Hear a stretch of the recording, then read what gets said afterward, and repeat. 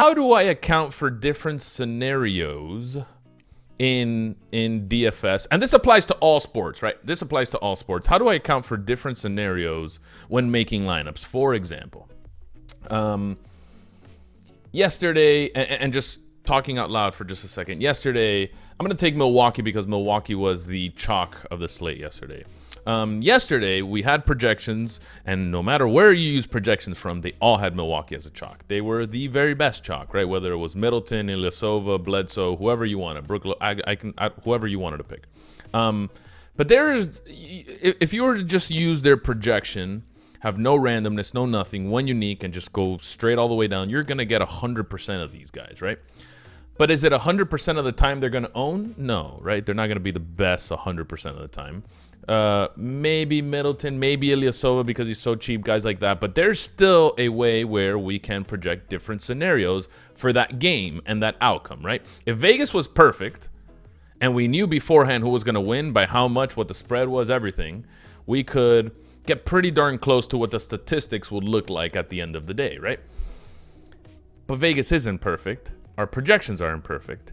And kind of ballparking some of these things, or accounting for different scenarios, say a Milwaukee loss, might be something we could look at, especially in tournaments, right?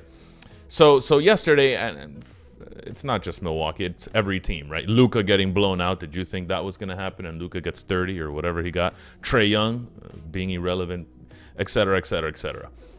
So as we make lineups every single day, is it beneficial to have some lineups where projections are perfect, right? And they're great, and you stand by your projections? Is it some of those in your 150 could have, I don't know, Luka underperforming.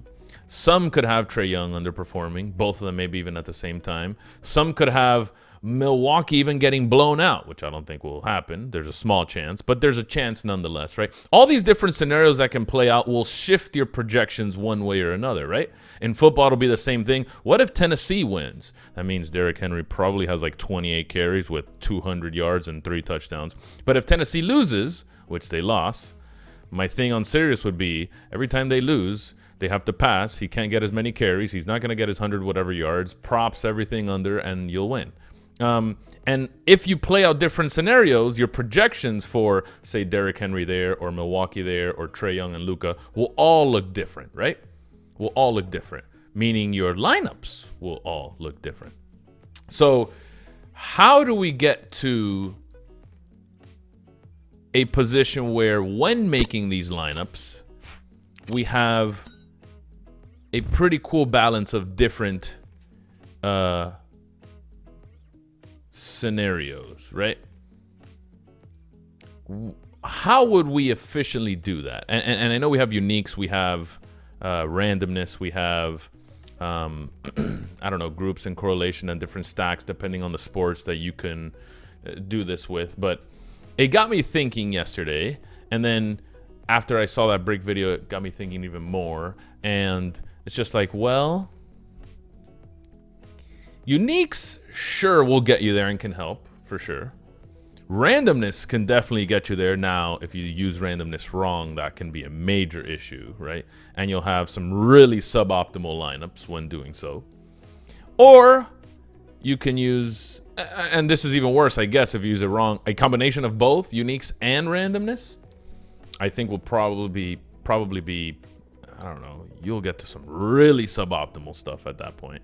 Some will be good. Diversification will be good. Diversification will be crazy. But you'll probably be too crazy where you get to some really bad lineups that literally have no chance.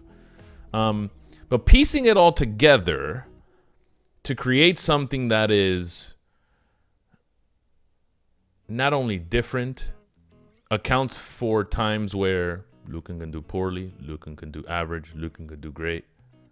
All these guys can do great while still creating very, very good lineups, while still creating very correlated lineups, at least individually correlated lineups.